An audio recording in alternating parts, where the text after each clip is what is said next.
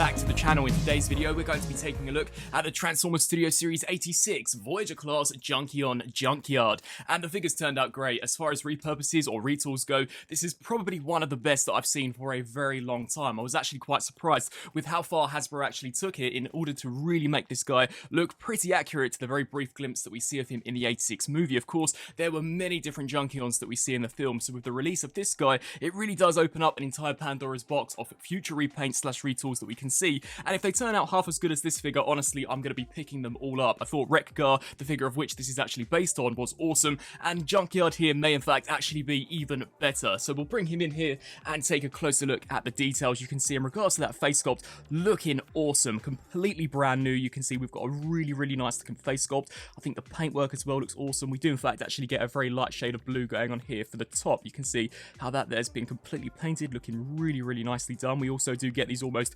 ball-like antenna horns here on the sides. I think these also look really awesome. As we take a look here at the actual visor section, you can see fully painted as well as of course sculpted, and we've even got some really nice definition there to the cheekbones as well as for the nose and chin. As we take a look here at the torso, completely retooled, literally does not bear any resemblance to Wreck-Gar at all. Gone are in fact those articulated nipples that we actually saw on that original figure. You can see we've now got these almost brace sections going across the sides, which I think look really nicely done. You can see the brown looks awesome. He's actually been painted very nicely as well. I was expecting for the most part this to just be cast plastic, but surprisingly he has in fact actually got a fair amount of paint. You can see here for the shoulders, these two have also been completely retooled, this time to bear these almost spike details at the top, which I think look really barbaric.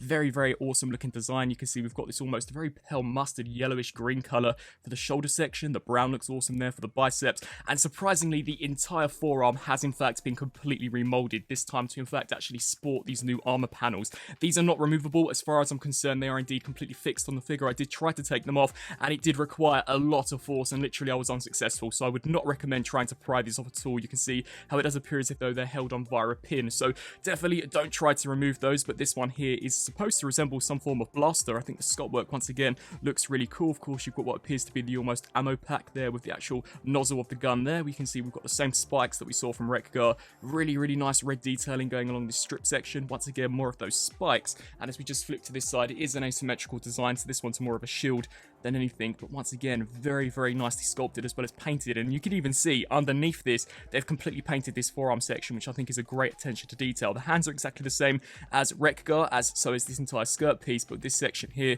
does also appear to be completely brand new. And then as we take a closer look here down to the legs, this really is the only area of which basically is just a direct carbon copy of Wreck-Gar. So the legs all the way down are exactly the same. You can see cast out of grey here for the thigh, whereas we've got the brown here for the shin, and we also do get those same wheel shield accessories that we saw with Wreck-Gar, albeit this time they are in fact unable to attach onto the arms, so you will have to peg them here onto the side of the legs. But overall, a very nicely done figure. This entire region too, surprisingly, is in fact completely remolded. We do now get these new sections here along the sides, which I just think is so awesome. So in addition to these two wheels, of course, we do get the same spinning blade axe thing that we saw with Wreck-Gar. Once again, looking really awesome. It can spin just as well as on the original figure, and overall, I just think this is a really awesome looking Junkyard. Bring on some of the other ones, as honestly there are some really interesting designs. I will in fact actually pop an image up here of some of the other Junkyards that we see in the 86 movie, but if this guy's a sign of anything, we're definitely in for some really cool repaints and retools. And I'm not sure about yourselves, but to me it really does appear as if though Hasbro is almost going the KFC third party route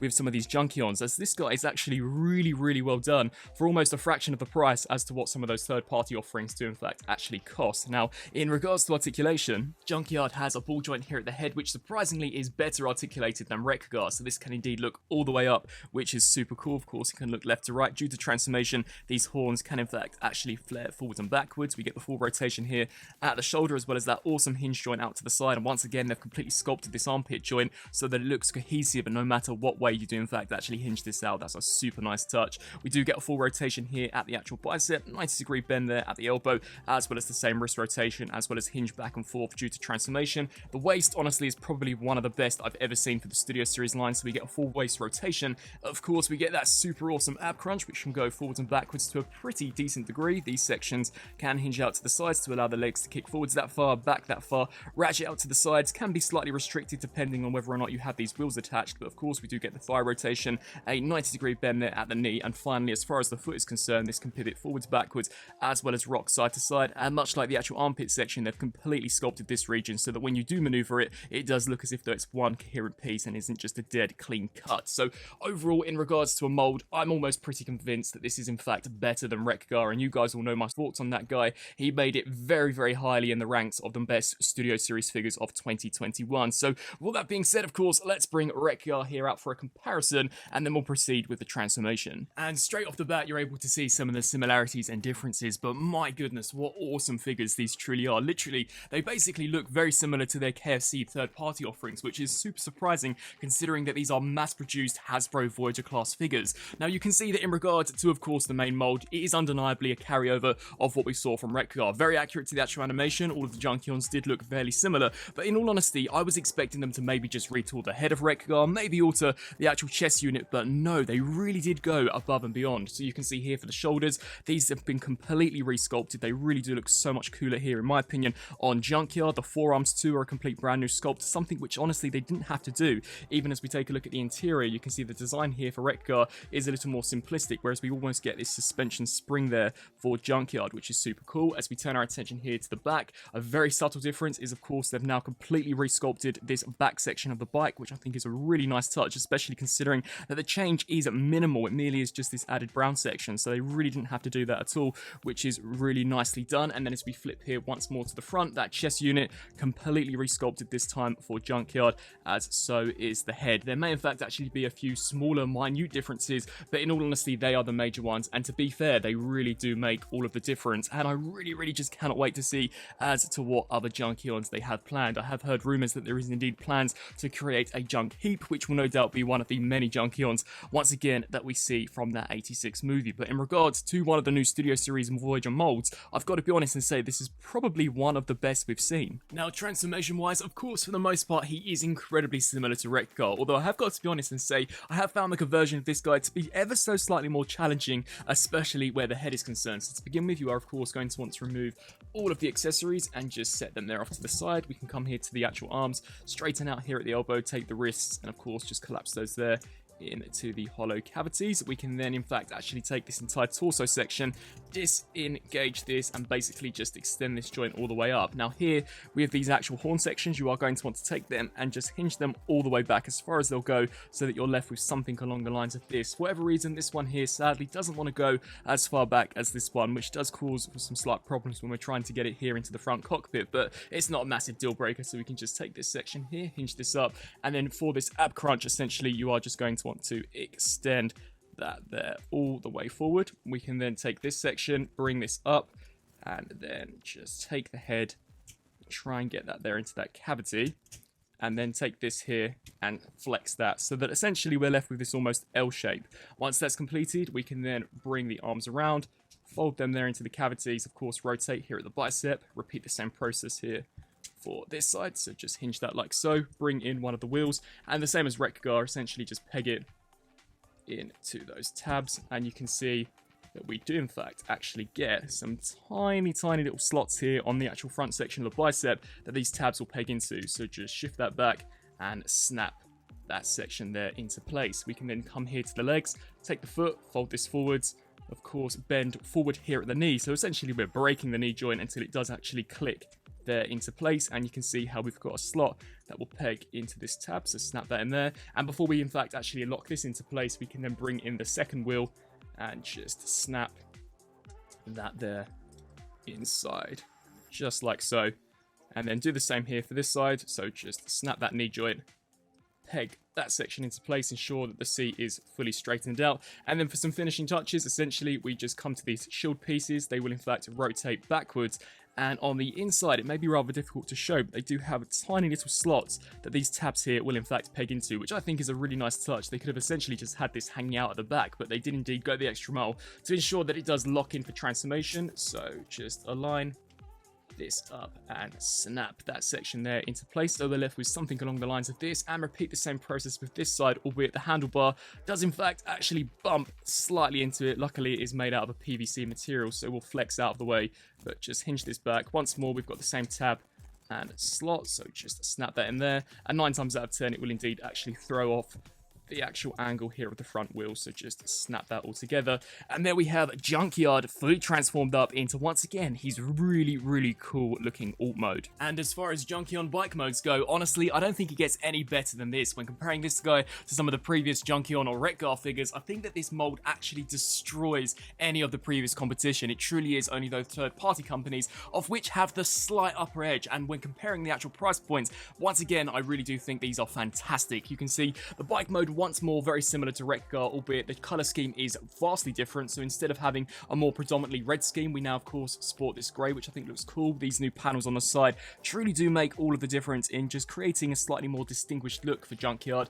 You can see how they do cohesively blend here into the back of the leg, which I think looks really nice. It makes it look as if though it's one complete piece instead of just an additional accessory plonked there on the side. As we actually rotate that back, you can see some of the really nice paint that they've completely decked the forearm out in, and they've even exposed some details of which we couldn't see in bot mode, such as once again that suspension spring, which I think looks really cool. As we just flip to this side, more of the same, just of course that asymmetrical design due to this having an almost blaster fix, but fully painted there for the forearm, as well as that spring. And overall, I just think it's a super awesome Voyager class bike mode. You've got the seating area, you've got the toolboxes here on the side, you've in fact actually got the handlebars as well as the brakes, and we've even got some nice dial detailing here on the back of Junkyard's head, much like we saw with Wreck-Gar, but that is a super nice attention to detail. This guy of course does indeed actually have the kickstands, so we can deploy them, or if you do in fact actually wish to have him rolling along the ground, you can of course retract them, and he will in fact actually roll pretty nicely. So overall, in regards to bike mode, I believe that pretty much wraps it up. We can indeed actually take the spinning blade and just tap that there onto the side. So without further ado, let's of course bring Wreck-Gar in for a comparison,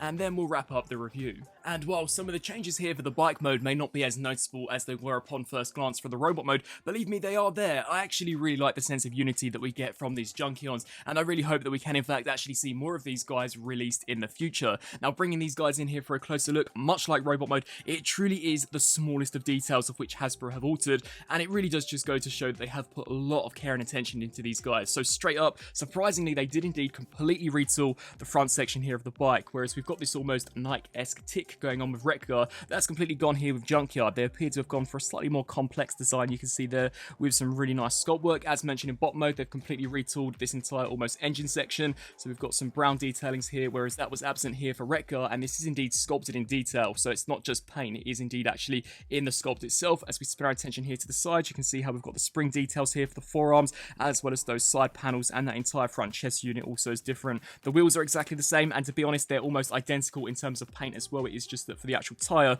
we've got a slightly more paler grey when in comparison to the darker grey here for Wreck-Gar. And as we just spin our attention here to the side, the spikes are the same, the back of the legs are the same, as so is the seating region. But I really am once again very surprised with how much they did retool for this guy. In particular would be this front canopy section, as I just was not expecting that at all. And for those who may be wondering, much like in the movie, yes, it is completely possible to have Wreck-Gar riding on Junkyard and vice versa, Junkyard riding on Wreck-Gar. Something I would note though is that it is indeed a little easier to get Wreck-Gar on Junkyard if you do remove the wheels, but you can see he does fit on there really nicely with the actual hands gripping the handlebars, and the feet in fact actually being wedged here on the back of the spikes. And once again, this is just so awesome, and the proportions surprisingly too are actually once again not far off of what we actually saw from the film, despite both of these being Voyager class figures.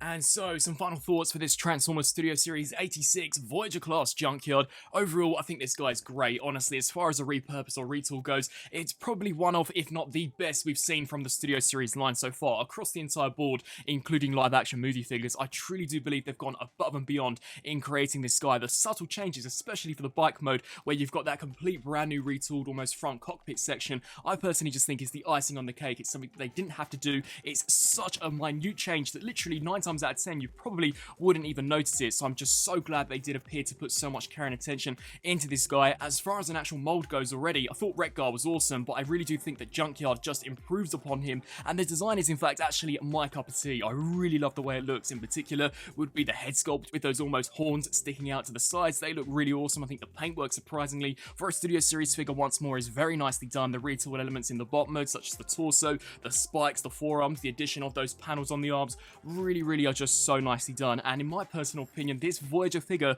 from Hasbro could in fact even rival the significantly more expensive KFC third-party offerings. The transformation is the same as Wreck-Gar. There are a few differences, mainly in regards to where those panels do in fact actually attach, but it's really simple, incredibly effective, and results in a very awesome looking bike mode. And I'm quite surprised that they didn't in fact actually take away any accessories from this guy, as we are indeed actually getting more with him than we did with Wreck-Gar. So in addition to the new retooled pieces that we're seeing with him and those arm panels, we of course still do get the wheel attachment, as well as of course the spinning blade. So if you haven't already picked Wreck-Gar up, you're on a slight fence about him, and you do manage to find Junkyard, I would definitely recommend this guy. I think he's really nicely done, and as mentioned throughout this review, I just cannot wait to see as to what other retools / repaints they have in store for us for these Junkyard characters. I'd love to know down in the comment section below on what you guys think of this Studio Series 86 Junkyard. Are you guys as surprised as I am to see how much they truly have retooled with this guy, or do you think that it's just a mediocre figure? I'd love to know down in the comment section below, and of course be sure to stay tuned to the channel for all upcoming Studio Series